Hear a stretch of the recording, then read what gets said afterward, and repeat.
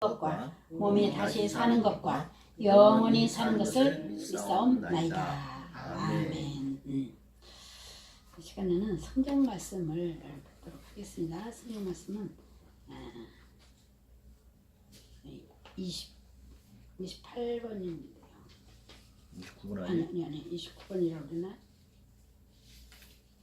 29번이 아니네. 오늘이 수요일이잖아. 오늘이 28일. 28일 거기를 보겠습니다. 28번이 지금 푸른 초장이 없으신 분도 있죠. 없으신 분은 그냥 있으신 분은 보시고 없으신 분은 그냥 성경책을 보시면 돼요. 제목이 빌라도 아내의 꿈이고요. 성경 말씀은 마태복음 27장 19절에서 21절입니다.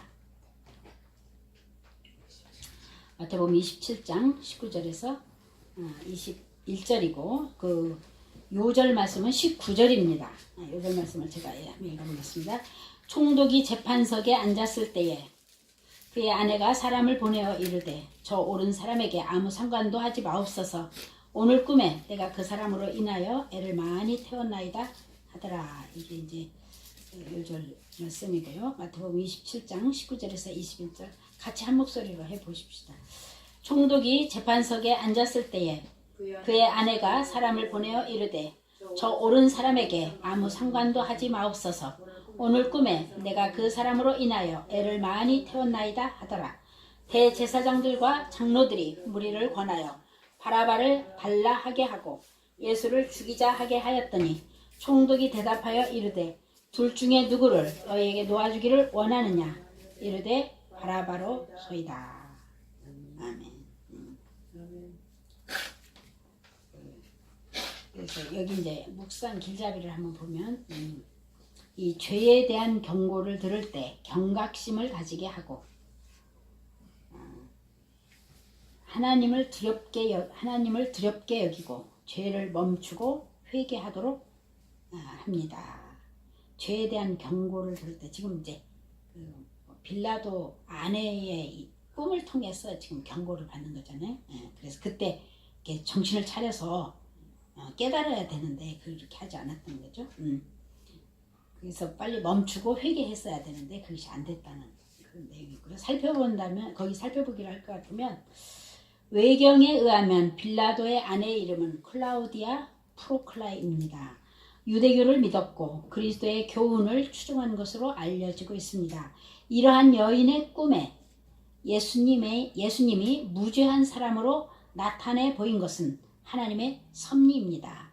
옳은 사람에게 19절 옳은 사람에게 헬라어 토 디카이오의 기본형 디카이오스는 의로운이란 뜻입니다.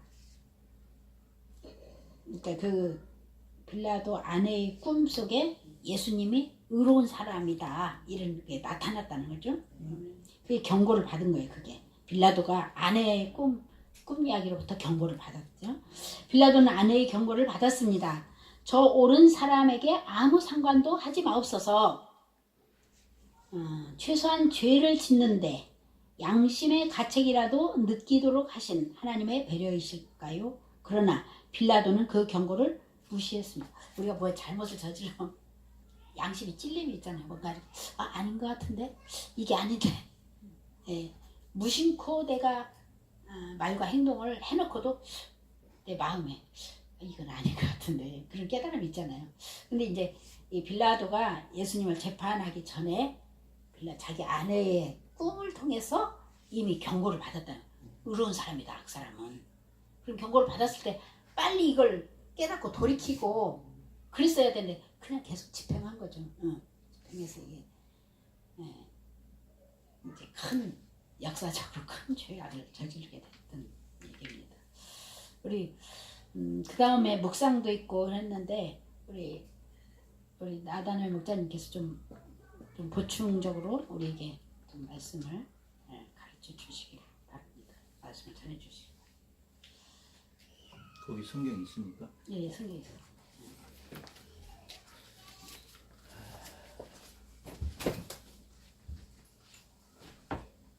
근데 오늘 왜 이렇게 평소답지 않게 이렇게 막 헤매시고 막 이렇게 그러셔요? 그래요?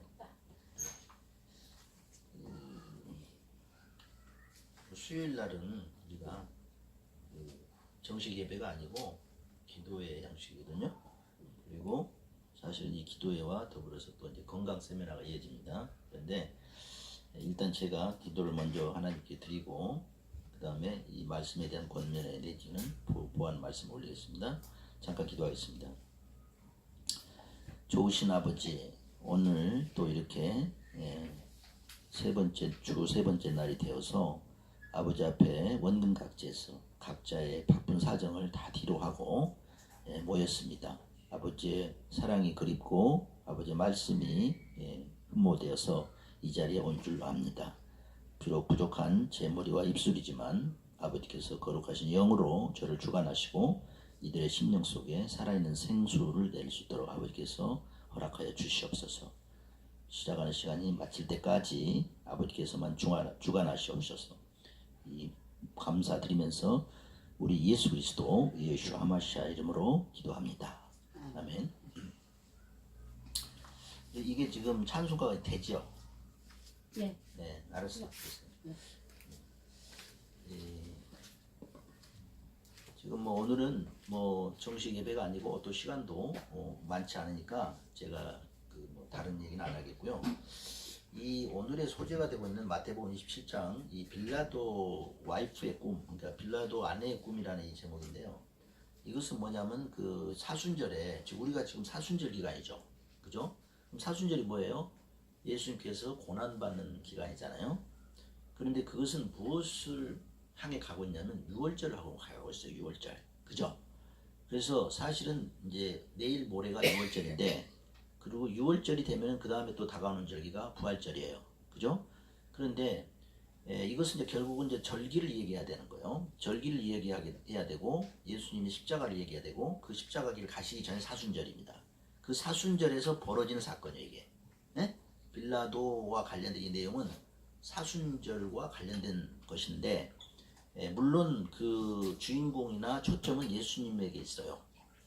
그렇지만 이 특별히 오늘 제가 이 교재를 보니까 저도 뭐 교재를 뭐 미리 보는 것도 아니고 바로 여기 와서 봤는데 또 순간이 또 바뀌었어요. 아까 뭐 29절로 해서 십자가 휘장 찢어진 걸 저한테는 목사님 줬어요. 그걸 지금 들여다보고 있는데 갑자기 지금 바로 1분 전에 빌라도의 아내의 꿈이라는 Dream of the Life, the Wife of Billado, Pilate 이렇게 나왔어요. 그렇죠? 그래서 얼른 들으면 우리가 무슨 꿈 얘기하면은 막 희망과 포부와 또 뭡니까 그 뭔가 좀 기대되는 또 환상적인 이런 상상을 불러일으킬 수 있어요, 꿈이. 근데 여기서 꿈은 사실은 좀 안 좋은 개꿈이야. 악몽이 악몽, 그렇죠? 사실 가인 흘린 꿈을 꾼 거예요, 빌라도 와이프가. 그래서 영어로 말하면 The Dream of the 와이프의 꿈. 누구의 와이프? of Pilate, 빌라도의 와이프의 꿈이라고 말이에요. 그래서 오브가 세 개 들어요. The Dream of Wife of Pilate. 자, 그러면 이 빌라도 아내의 꿈이 왜 제목이 됐는가? 저는 이걸 내용은 모르겠지만 제가 딱 보니까 영적으로 어떤 우리가 뭔가 그 좋지 않은 일에 관여할 때, 그 옆에 그 당사자도 중요하지만 그 옆에서 그 거두는 사람이 있어요. 또는 거들거나 아니면 방해하는 사람도 있죠. 그래서 보면은 좋은 일에는 호사다마라 해서 방해하는 자가 있게 말이고 나쁜 일에는 말리는 자가 있어요. 그렇잖아요. 그래서 우리는 이런 것이 이제 세상에 흔히 있는 일인데 사실 예수님에게도 이게 있었어요. 이게 있었는데 예수님이 지금 십자가를 가시기 전에 이제 그 예수님께서요 제자들 모아놓고 내가 너희들하고 6월절 먹기를 그렇게 약속했다 이 말씀하셔요. 6월절 먹기를 이런 뜻을. 그러니까 히브리어로 6월절 먹기라고 돼 있는데 그 말 뜻은 6월절을 세기를 우리 식으로 말하면 지내기를 그런 뜻이에요. 6월절 뭐 집어먹는 빵이 아니에요. 그러니까 6월절은 명절이에요. 명절인데 명절을 이제 샌다. 우리는 샌다라고 하잖아요. 그런데 히브리어 표현에서는 먹는다라고 한단 말이죠. 그래서 이제 6월절 먹기를 이렇게 번역이 됐는데 사실은 너희들하고 6월절 쇠기를 내가 그렇게 기대했다. 그 말씀하시는 거예요. 제자들한테. 그러면서 이제 그 십자가의 길을 이제 가시기 전에 그런 말씀하시고 십자가의 길 가시는데 이 6월절의 의미를 여러분이 정확하게 알지 않으면 예수님의 십자가를 알 수가 없어요. 왜냐하면 6월절은 예수님의 십자가절로 대치됐거든요. 그죠? 그러니까 유대인들은 지금도 유월절을 지냅니다. 내일 모레 아주 굉장히 아주 성대하게 지낼 거예요, 그 사람들.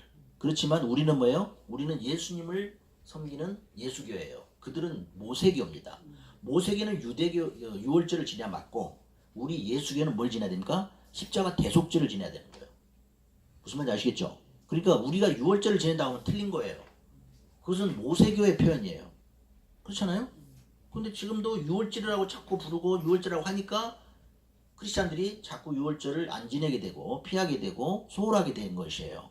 근데 하나님께서는 이 절기를 너희들의 절기가 아니라 내 절기라고 말씀하시고 그 중에서도 유월절 바로 다음날 무교절 또 초실절 그 다음에 초막절 이 몇 가지는요 너희들이 영원히 대대로 지키라 라고 3번을 말씀하십니다.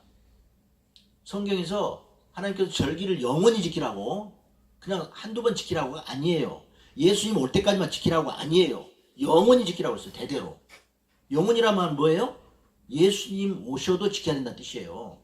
예수님은 그걸 오셔서 실제로 하나님께 지키시는 분이고 샘플로 지키시는 분이고요. 하나님의 입장에서는 계속 지켜라는 뜻이에요.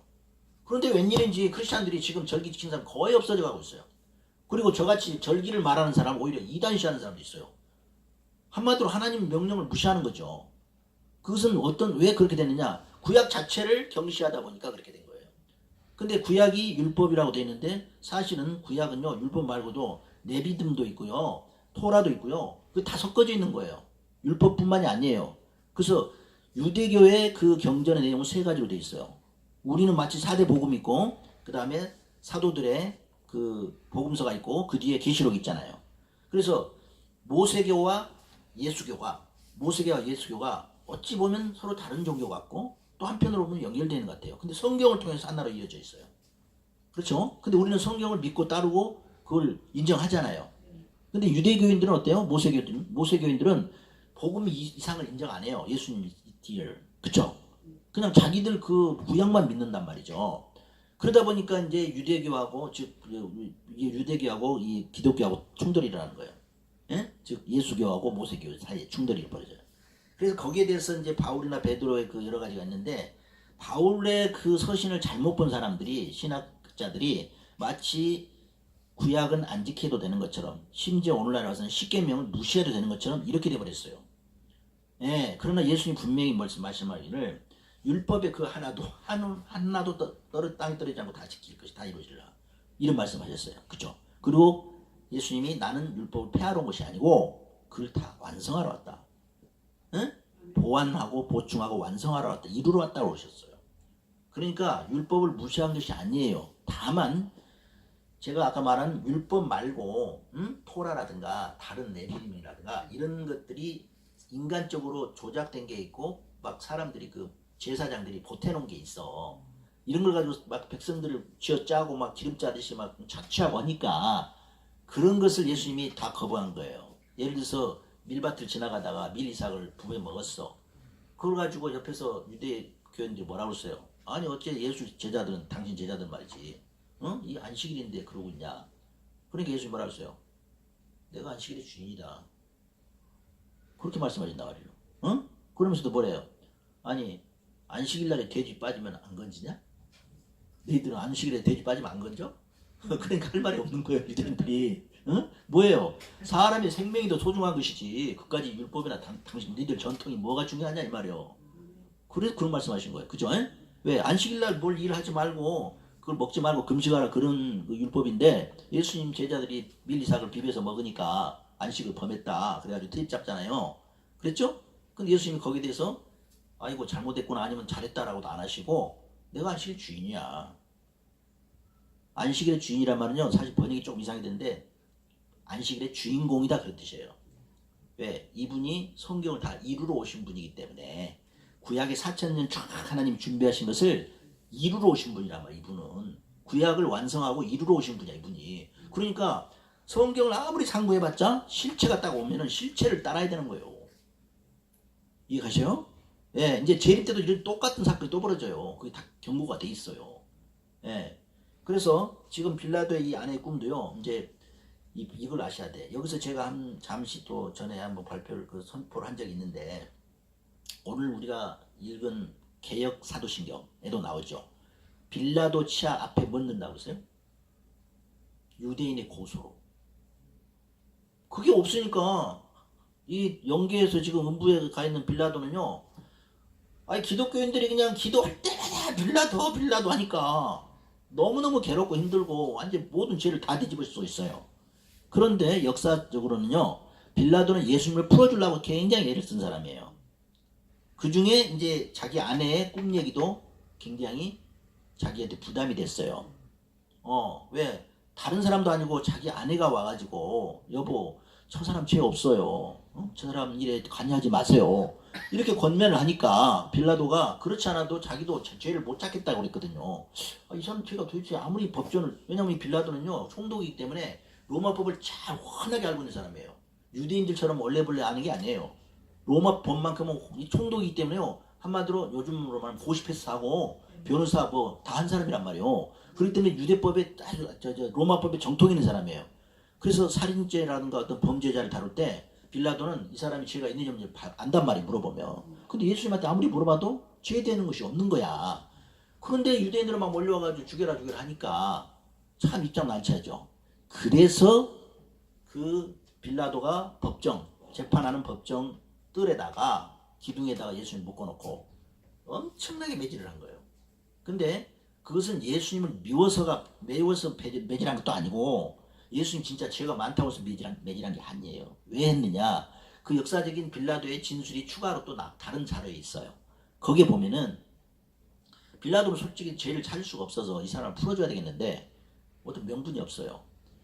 그래서 이제 이 사람이 생각하기를 유대인들한테 왜냐하면 고소한 사람들이 그냥 그럼 풀어주세요라고 탄원하거나 용서해주면 또 풀어줘도 되잖아요. 그래서 혹시 고소인들이 마음을 돌릴까 싶어가지고 예수님을 그 법정 뜰에다 묶어놓고요. 기둥에 묶어놓고 엄청나게 때리게 한 거예요. 그러니까 막 그 이미 십자가에 가시기 전에 십자가 매기 전에요. 그 막 등이나 막 이런데 막 가슴이나 막 이 다리에 상처를 엄청나게 받았어요. 막 계속 매질했거든. 유대인들이 다 보는 데서. 그러면 이렇게 실컷 때리고 나면 유대인들이 혹시나 마음이 좀 양심이 같이되거나 좀 측은하게 생각이 들어서 측은지심이 들어서 이제 그 정도 됐으면 풀어줘라 이렇게 혹시 할 수 있을까 해서 빌라도가 예수님을 그렇게 심하게 때린 거예요. 이해 가십니까? 빌라도는 풀어주고 싶어서 매질을 한 거예요. 예수님을. 그리고 자기 아내 얘기도 있었고 그래서 그래도 유대인들이 죽여라 하니까 나중에 결국은 어떻게 했어요? 빌라도가 난 도저히 이 사람 난 죄를 내가 묻지 못하겠으니 난 손 씻겠다. 그래서 실제로 손을 씻잖아요. 그러면서 뭐라고 해요? 이 피값은 나하고 상관없다. 그렇게 하니까 유대인들이 뭐라 합니까? 그 피값을 우리와 우리 후손에게 돌리소서라고 빌라도한테 소리를 지르죠. 그 피값이 나중에 히틀러 만나가지고 뒤지게 죽죠. 메시아 죽인 죄. 한 1000만 명 가까이 유대인이 다 죽었어요. 600만 명이요? 600만 명 플러스 추가 알파가 또 있다니까. 우리 최 목사님이 알고 있는 600만 명은 껌값이요. 엄청나게 많이 죽었어요. 1000만 명 넘어요. 공식적으로 독일 내서 공식적으로 수용소에 집을 잡아다가 죽이는 숫자만 600만 명이란 말이에요. 그 외에도 더 죽었어요. 그런데다가 그렇게만 죽는 것만 문제가 아니라 2000년 동안 이스라엘이 1945년 독립할 때까지 약 1900년 이상 70년, 서기 70년에 망해가지고 이제 1945년까지는 약 1900년이에요. 정확히 말하면 1875년 되는데 1900년 동안을 전 세계 어딜 가든지 이 주라는 거 영어인데 유대인 이런 뜻인데 이 유대인 무슨 뜻이에요? 한자로도 유대인이라고 태자를 쓰면요 이 유자가 이 개구자가 들어있어요. 개. 한마디로 개 취급하고 돼지 취급을 했어요. 유대인들 개 돼지 취급을 1900년 동안 받았단 말이에요. 전 세계에서. 무조건 유대인만 나타나면 다 막 손가락질하고 욕하고 찜뱉고 하는 거야. 무슨 까닭도 이유도 없어. 그냥 막 저 사람들은 더러운 자들 그리고 상대해서는 안 될 자들 완전히 그냥 제끼야 될 자들 이런 식으로 여러분은 그걸 생각을 못하겠지 몰라. 왜? 이 시대가 달라져서. 우리는 이제 1940년도 50년대 이후를 주로 살고 그렇죠. 생년월일들이 대개 1950년대 초반 후반 이런 사람들이라고. 그러다 보니까 유대인들이 얼마나 역사적으로 핍박을 받는지 모른단 말이에요. 그런데 역사 기록을 보면요 유대인들이 차라리 그 가스실에 잡혀가서 죽으면 그 짧은 순간 며칠만 공포감을 느끼면 끝나. 근데 살면서 계속 전 세계 어디서든지 유대인들이 개, 돼지 취급도 못 받았다니까요. 그래서 유대인들이 일을 빡빡 가면서 장사를 한 거예요. 장사를. 왜? 다른 건 할 것이 없어. 공무원도 안 시켜줘. 뭣도 안 시켜줘. 다른 건 다 못해. 그러니까 머리를 쓴 것이 주머니다가 담고 다니기 아주 편하고 어떤 뭐 세관 통과하기도 좋은 보석 장사를 하기 시작한 거예요. 그래서 이 전 세계 유대인들이 다이아몬드 보석 장사로 전 세계에 불을 거머쥔 거예요. 아시겠어요? 그래가지고 유대인들이 이제 나중에는 어떻게 됐어요? 이제 1900년도가 넘어갈 때쯤에는 전 세계 부의 한 축을 이뤄요. 그래서 유대인들이 그 세계 제가 파악하고 있는 5대 자본이 있어요. 그 중에 교황청, 그 다음에 화교 자본, 그리고 또 저 통일교 자본, 또 그 프리메이슨 자본 이런 몇 가지 큰 돈덩어리에 주머니 5개 축이 있어요. 그걸 제가 다 파악을 하고 있는데 그 중에 하나가 뭐냐? 유대 자본이에요. 이 5개, 5대 전 세계 돈 보따리에 5개 중에 하나를 유대인들이 쥐고 있어요. 그래서 이 돈 보따리 덕분에 교황청에도 영향을 주고요. 그 다음에 미국 정부에도 압박을 넣을 수가 있어요. 그런데다가 유대인들은요 굉장히 머리가 좋잖아요. 그래서 전 세계 노벨상을 가장 많이 탄 민족은 무슨 민족이에요? 유대 민족이에요. 우리는 뭐 거기에 비하면 잽도 안 돼. 그래서 유대인들이 그렇게 머리가 좋고 많은 유명한 사람이 나왔고 전 세계의 어떤 재물로서 돈으로서 전 세계를 이겨 잡았는데 그리고 정치적으로 어때요? 교황청을 영향을 주고 움직일 수 있어요. 그리고 미국 정부를 움직입니다. 그래서 이번에 트럼프가 예루살렘을 정식 이스라엘의 수도로 한다 선포해버리잖아요. 그거는 뒤에 유대인이 빽이 있는 거예요. 유대인들이 이렇게 트럼프한테 하게끔 한 거예요. 자, 이런 식으로 유대인이 나중에 이제 힘을 요즘에 와서 잡았는데 그 잡기 전까지 1900년 동안을 1800년이 넘도록 완전히 개돼지 취급을 받았단 말이에요. 에? 내 말은 무슨 뜻이냐? 메시아 잡아 죽인 죄가 죄값이 엄청나게 컸다는 겁니다. 그 이유를 설명할 수가 없어요. 메시아 잡아 죽인 죄 아니고서는 다른 설명으로는 설명이 안 돼. 그런데 교황청에서는 유대인들의 기분을 잡칠까봐 비유를 거슬릴까봐 말을 안 해요. 그 대신 예수님 돌아가신 뒤에 중세 때 굉장히 유대교를 탄압했습니다. 처음에는 유대교한테 탄압을 받았죠. 스데반이 돌 맞고 죽고 12사도가 돌 맞아 죽고 막 껍질 벗겨 죽고 기름에 튀겨 죽이고 다 그랬잖아요. 그때는 이제 로마 권력하고 유대교가 손잡고 짝짝꿍 돼가지고 초기 기독교를 탄압을 한 거예요. 그때에 막 그냥 지하 그 무덤 속으로 파고 들어가가지고 그 크리스찬들이 밤에 몰래 예배드리고 그랬잖아요. 그때 예배 드릴 때도 재밌는 게 내 살을 먹고 내 피를 마셔야 뭐 어쩌고저쩌고 이렇게 나가니까 그 옆에 슬그머니 지나가다가 이 로마 사람들이 들으면 이 기독교도 이 사람도 사람 잡아먹네. 완전히 그냥 무슨 사람 피를 마시고 살을 먹고 이게 다 들리잖아요. 응? 그러니까 크리스찬이 예배드린다? 인육 장치를 한다고 생각해. 인육. 식인종 잔치를 한다고 생각했다고. 그래가지고 막 신고만 넣으면은 막 로마 군인들 와서 잡아가고. 응? 그런 식으로 탄압을 엄청나게 받고 지하에 숨어들었는데 어쨌든 그렇게 박해받고 했던 유대인들이 크리스찬들이 이제 콘스탄티노플 딱 대제가 국교로 선언하고 역사가 바뀌고 나니까 유대인들을 그때는 역으로 이제 막 엄청나게 죽이는 거야. 탄압하고. 그리고 그것이 이어져 오다가 결정적으로 이제 최고 클라이맥스가 독일의 히틀러가 나타났어. 유대인들을 증오심을 일으켜가지고 게르만 민족의 가장 철천지 원수다 이렇게 규정하고 유대인들을 막 잡아서 죽인 거야. 그 사건이 바로 600만 명 학살이에요. 그게 홀로코스트고. 자, 이 정도까지 이제 그 메시아 잡아 죽인 죄값을 유대인들이 치렀는데요. 이 빌라도 아내의 꿈과 예수님의 그 십자가의 길의 사이에 이제 어떤 그 중요한 것이 있냐면 이 예수님을 잡아 죽인 죄에 가담한 죄는 분명히 유대인이 받았기 때문에 유대인들은 잘못했다는 것이 입증된 거예요. 역사적으로. 이것을 부인하면 안 돼요. 이게 성경 내용이에요. 무슨 얘기입니까? 하나님은 공의로우신 분이에요. 그러면서도 창세 때부터 하나님이 인간이 타락한 뒤에 구원하시기 위해서 준비하셔가지고 이제 아들 예수를 보냈는데 막상 믿을 줄 알았는데 안 믿고 잡아 죽였잖아요. 그러니까 그러나 하나님은 전지전능하기 때문에 이들이 믿을 수도 있고 안 믿을 수도 있다. 선악 열매, 지식나무 열매를 먹지 말라고 했는데 먹을 수도 있다는 걸 아시는 거예요. 그렇죠? 하나님은 계명을 지킬 수도 있고 안 지킬 수도 둘 다 아시는 거예요. 그래서 계명을 지킬 때는 생명나무로 가게 하시고 안 지키면 이제 별도로 돌아서 가게 하시려고 다 준비하신 거예요. 이게 이제 소위 말해서 예정론이에요. 그래서 왜 사랑의 하나님이 그 선악 지식나무를 세워가지고 우리를 그냥 이렇게 미혹에 빠지게 했나 이런 의심이 그건 가당치 않은 거예요. 그리고 왜 이런 그 빌라도와 십자가의 도가 있느냐, 십자가의 길이 이제 잘못된 우리이기 때문에 이 죄를 씻어야지만 하나님한테 가는 거예요. 그래서 이제 개별적으로는 회개라는 절차가 있어. 그죠? 누구나 해야 되는 회개 절차가 있어. 회개가 있어. 그 다음에 회개가 지나고 나서 구원의 중생의 스타트 라인에 섰을 때 그때부터 이제 하나님의 영광의 보호자들까지 쭉 가는 길이 있단 말이죠. 이것이 이제 구원의 길이야. 그러니까 회개는 구원이 시작되는 스타트 라인이지 회개했다고 해서 그 모든 게 하나님의 나라로 바로 가는 거 아니에요. 아시겠죠? 그래서 회개를 먼저 해야 돼. 그게 전제 조건이야. 회개를 하지 않으면 아무리 다른 것을 뭐 근사하게 말을 하고 뭐 재물을 많이 바치고 뭐 어쩌고저쩌고 착한 일 많이 해도 소용이 없어요. 회개를 안 하면. 그러니까 예수를 믿는 자들과 안 믿는 자의 차이가 그거예요. 예수를 믿는 자들은 맨 처음에 세례받을 때 뭐부터 합니까? 회개부터 하잖아요. 그죠? 그러면서 세례가 성립되는 거야. 회개를 안 하는 자는 세례를 물을 찌그렸어도 성령께서 그거는 인정이 안 되는 거예요. 목사하고 짜고 어쩌고 쑥덕쑥덕 해가지고 회개도 없이 만약 물을 했다. 세례를 줬다. 그럼 둘이 인간적으로 한 거지 성령께서는 그건 용납을 안 되는 거예요. 반드시 회개를 해서 성령의 할례를 해야 돼. 아시겠죠? 그리고 나서 이제 세례가 이루어지면 그것이 바로 이제 제대로 된 세례야. 이렇게 해서 이제 구원의 시작이 되는 거예요.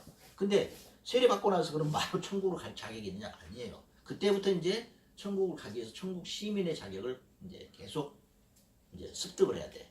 천국 시민으로서. 그래서 이제 성경 복음도 필요하고 예수님 말씀 지키는 거 필요하고 뭐 다 필요한 거죠. 자, 그러면 이 빌라도가 예수님을 풀어주려고 어떻게 애를 쓰다가 예수님을 뒤지게 막 사정없이 막 그렇게 팼어요. 채찍을 한번 치면 그냥 살점이 이렇게 막 찢어져가지고요 피가 나요. 그런 식으로 유대인들 보라고 일부러. 왜냐면 원래 죄수를 다룰 때 신문하고 조사하고 고문할 때는 아무도 안 보는 데 가서 지하실에서 하는 게 맞잖아요. 그래 안 그래? 고문하고 때릴 때는 지하실에서 안 보는 데서 남들 안 보는 데서 하는 거야. 내 말 틀려요? 고문할 때는 그렇게 하는 게 맞다고. 그런데 빌라도는 예수님 일부러 다 유대인 다 보라고 세워놓고 때렸단 말이에요. 그건 고문이 아닌 거예요. 유대인들이 동정을 사서 혹시 풀어줄 수 있을까 해서 그렇게 한 거예요. 이 빌라도에 이것이 있었기 때문에 역사적으로 기록이 되어 있고 빌라도의 진술이 있고 빌라도 아내의 진술이 기록되어 있어요. 그래서 빌라도가 지금 지옥에서 굉장히 억울하다는 거예요. 아니 크리스찬들이 기도할 때마다 사도신경에 올 때마다 빌라도의 치하에서 빌라도에게 고난을 받으시고 빌라도의 고난을 받았다는 게 틀린 건 아니죠. 그러나 빌라도도 유대인들이 고소를 하니까 한 거야. 끝까지 풀어주지 말고 죽여라. 차라리 강도를 풀어줄지언정 예수는 풀어주지 말아라. 그렇잖아요. 그게 유대인의 고소라니까. 유대인이. 그래서 그 피값이 그럼 유대인한테 내려갔고요. 빌라도의 와이프가 죽었다든지 집안이 망했다는 그런 기록은 없어요. 빌라도의 후손이 잘못됐다 그런 기록 없다고. 결국 누구 죄예요? 예수님한테 고초를 준 것은 유대인들이에요. 예수님 피값 피값 치러야 될 유대인이에요. 그래서 역사적으로 그게 입증된 거야. 그러니까 우리 크리스찬들은요, 예수교인들은 틀림을 분명히 알아야 돼. 아하, 유대인의 고소로 예수께서 그런 참혹한 십자가 길을 가셨다. 응? 그리고 이제 사실은 아까 그 뒤에 나오는 이제 그 29절은 그걸 보고서 이제 마음의 영적 기도로 준비했는데 휘장이 찢어진 거. 그게 뭐예요? 휘장은 이제 예수님의 몸이라고 그랬는데 지성소로 들어가는 그 경계선이에요. 성소에서 지성소로 들어가는 경계선에 커튼이 쳐 있어. 그렇죠?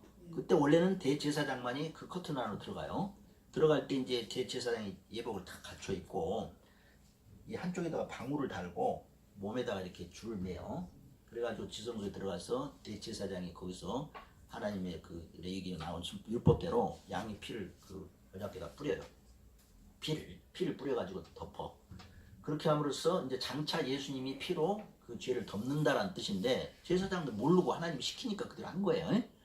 예수님 오셔서는 이제 그 의미가 다 드러난 거죠. 근데 제사장들이 모르니까 하나님의 율법대로 시키는 대로 규례대로 하는 거예요. 그래서 제사장이 들어가서 제사를 드리면서 양의 피를 여기다 쫙 뿌려요. 그런데 하나님이 세밀하게 레위기에 다 이렇게 제사 지내라고 다 나와 있어. 거기서 조금만 어긋나면 그 안에 있는 제사 죽어버려요. 예? 그러니까 한참 안에서 저기 하다가 계속 제사장이 뭐 왔다 갔다 피도 뿌리고 뭐 양 목 따고 뭐 이렇게 벌어지면은 딸랑딸랑 방울 달린 소리가 나는데 이게 만약에 갑자기 소리가 안 나고 조용해. 그러면 어떻게 죽은 거야. 그러면 이제 밖에서 줄을 당겨요. 그러면 이제 질질 발이 끌려가지고 시치가 나와 송장. 방울 달아놓은 거죠. 네, 그래서 방울 달아놓은 거예요. 방울을 달고 들어가는 거예요. 예?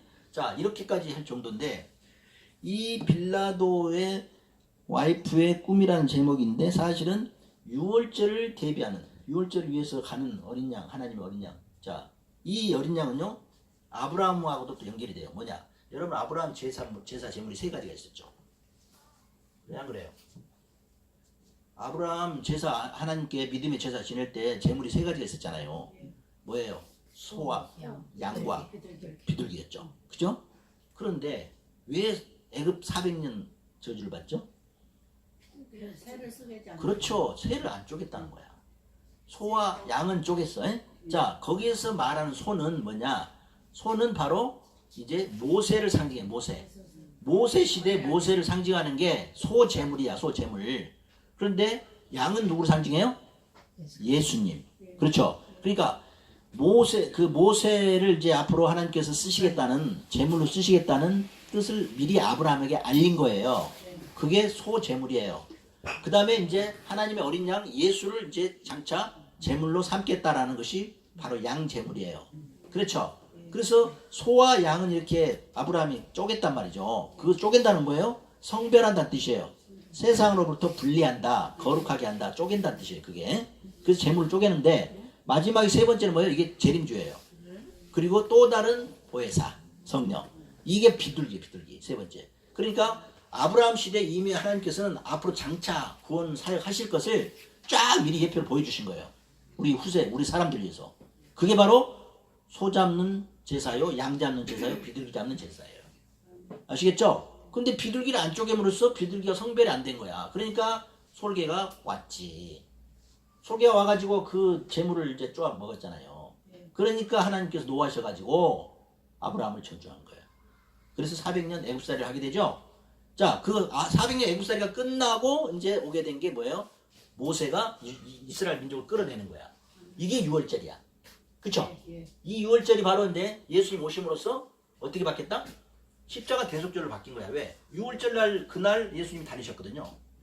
6월절 날에 예수님이 달리셨어요. 그래서 하나님이 왜 계속 절기를 지켜라 영원히 지켜라 했느냐? 이제 모세가 이끌어낸 것은 그 자체 중요한 게 아니고 장차 보내시는 아들이 우리를 이제 구원하실 실체. 어? 모세는 이제 연습 미리 보여주는 것이고, 연극할 때 리허설 알죠? 예고편. 미리 보여주는 것이고, 예수님은 실체로 오셨단 말이에요. 그분이 오셔가지고 십자가에 달려서 하나님의 어린 양의 제물이 됨으로써 이제 우리 죄가 속죄된다는 것을 미리 예표로 6월절로 보내주는 거죠. 그래서 예수님이 이제 달리셨는데, 예수님을 십자가 달아놨으면 원래 뭐예요? 다 그 십자가 밑에 어떻게 해서 각자가 자기 죄를 회개하고요. 하나님께 용서를 빌어야 이것이 6월절의 참뜻이었어요.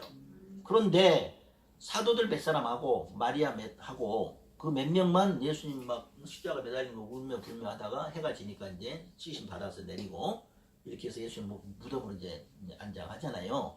그런데 그 사이에 뭐 했어요? 구경 왔던 유대인들이 다 우리 크리스찬이라면 이제 예수님 그 십자가를 알고 그 앞에서 엎드리고 막 울고 찬송했겠죠. 우리 같으면. 우리가 타임머신 타고 만약에 그 골고다 산을 타임머신을 타고 골고다 산으로 우리가 간다면 우리가 어떻게 되겠어요? 그때는 이제 그 예수님 십자가 밑에 자자자 여기 봐 말씀. 예수님 십자가 밑에 우리가 엎드릴 텐데 유대인들은 그렇게 했지 않았어요. 다 가서 각자 자기 집에 가서 양을 잡았어. 아니 하나님의 아들이 와서 제물이 되고 있는데 하나님의 뜻을 모르니까 모세가 시킨 대로 양을 열심히 잡아가지고 자기 집에서 구워 먹고 있었단 말이에요. 예수님 십자가 매달아 놓고. 그러니까 완전 이제 딴살림이 된 거지. 이 비극이 어디서부터 왔어요? 예수님을 알아보고 주여 어찌하오리까 하고 엎드려야 될 침례 요한이 예수님을 따르지 않고 따로따로 자기 딴살림 그대로 자리고 갔죠. 그렇지 않 그랬어요. 그런 역사적인 비극이 또 벌어집니다. 이제 준비하는 재단은 예수 이제 다시 오시는 메시아를 알아보지 못하고 또는 자기의 권력 기반이 아까우니까 엎드려서 순종을 못해. 그래가지고 지가 계속 이 재단을 움켜쥐고 지가 이제 노릇하는 거야. 세례 요한이 그랬어요. 그러니까 나중에 하나님께서 이제 정리하실 때 12살짜리 꼬마의 그 기집애 춤값으로 세례 요한이 거기 날아가잖아요. 그죠? 그때 이제 세례 요한이 죽기 전에 감옥에서 사람을 보내가지고 예수님한테 물어보잖아요. 우리가 기다렸던 메시아가 너냐? 왜? 자기 사촌 동생이거든. 혈통으로 보면 사촌 동생이야. 자기 이모 마리아의 아들이니까. 엘리사벳과 마리아는 자매간이에요.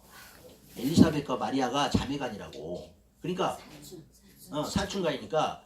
자 보세요. 엘리사벳은 그러니까 세례 요한은 엘리사벳의 아니 예수님과 세례 요한은 사촌가 아니고. 자 보세요. 엘리사벳이 봤을 때는 예수님이 저기 그 조카고 마리아가 봤을 때 또 세례 요한이 조카예요. 그러다 보니까 집안에 서로 이제 형제간인데 심례요한이 6개월 6달 먼저 낳기 때문에 형이란 말이죠. 사촌형. 그 뭐 사촌, 육촌이 사촌이 그건 중요하지 않고 어쨌든 집안에 친척되는 형벌이기 때문에 인간적으로 어때요? 인간적으로 내 주변에도 그런 사람이 있어요. 나를 계속 고향 후배라고 하면서 반말하는 사람이 있어. 내 신분을 모르니까. 그래서 내가 할 수 없다고 내가 그렇다고 해서 뭐 항의하고 따지고 뭐 멱살 잡겠어요? 어떻게 할 수 없잖아. 그 대신 내가 그렇군요 하고 많은데 사람을 알아보는 것도 능력입니다. 그래 안 그래요? 끝날에 신랑이 나타나실 때 자기 코앞에서도 몰라보면 그냥 지나가는 거야. 자기는 놓쳐. 그쵸? 자 그래서 우리가 이제 안목을 키워야 되는데 이 빌라도 아내가 자기 남편 빌라도한테 권면해서 여보 그 사람 죄 없는 것 같아요. 풀어주세요. 상관하지 마세요. 이렇게 했는데도 이제 유대인들의 고소가 있었고 사단이 계속 예수님을 침범하기 위해서 유대인들을 자꾸 선동하는 거예요. 선동.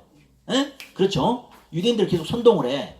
결국 그래서 이제 예수님이 결국은 이제 죄도 없으면서 이제 결국 십자가를 가시는 거죠. 가고 이제 십자가에서 절명하실 때 엘리 엘리 라마 사바타니 엘리 엘리 이 말이 나의 하나님이라는 뜻이에요. 히브리어로. 근데 그것만 히브리 원어로 돼 있고 번역을 안 했더라고. 그것은 보세요. 그 신약 복음을 기록한 자가 히브리어를 모른다는 뜻이에요. 그러니까 헬라어로만 된 것을 그냥 번역했고 히브리어는 그대로 놔둔 거예요. 원어로. 그래서 그 말이 예수님께서 다 이뤘다 그 말이 우리말 번역이 잘못된 거야. 죄값을 다 치렀다예요. 무작정 그냥 다 이뤘다 하니까 뒤에 또 올 필요도 없이 다 이룬 게 아니고 한 영혼을 구할 수 있는 죄값을 이제 내가 다 치렀다 이 말이에요. 십자가로서 내 피로써. 에? 예수님 말씀이. 그러면서 엘리엘리 라마 사박다니 이렇게 하신 말씀은 왜 어찌하여 나를 대신해서 저들의 피값을 내 피로 갚나이까. 그런데 예수님은 사실 하나님의 뜻을 알고 있었죠. 그리고 겟세마네 동산에서 피땀 흘리면서 기도하신 내용은요. 우리가 지금 성경을 오해하고 있는 게 예수님이 무슨 뭐 메시아인데 메시아가 아휴 나 십자가에 내일 달리면 나 얼마나 아플까 뭐 굉장히 힘들겠어요. 오전에 그렇게 누가 설교를 하더라고. 그래서 제가 들으니까 참 예수님 완전히 동네 아저씨로 만들더만. 동네 아저씨 소리를 하는 거야. 아니 메시아가 무슨 자기 그냥 뭐 못에 속박기가 아파서 그것 때문에 피땀 흘리고 기도하는 거예요? 아니에요. 이미 뒤에 벌어질 이제 유대인들이 치러야 될 죄값을 예수님 다 아신 거예요. 그래서 저들이 받을 왜냐면 자기 동족이고 후손이기도 한데 그 영적인 후손 그 하나님의 기업을 이해해야 될 준비된 자들이 자기와 하나님의 뜻을 모르고 거역하면서 일을 망치니까 예수님은 그 뒤에 올 후폭풍 요즘 말로 후폭풍이 뭐야? 히틀러한테 600만 명 죽고 막 수없이 전 세계 이제 다 흩어져 가지고 개돼지 취급받는 그것을 다 예수님 보신 거예요.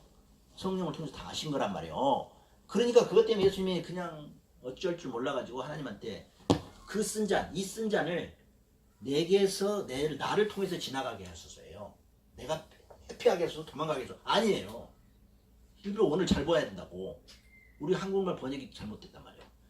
그 쓴 잔이 나를 통해 지나가겠소. 그런데 내가 원해서 하지 마시고 아버지의 뜻대로 하소서. 이것이 겟세마네 동산의 기도.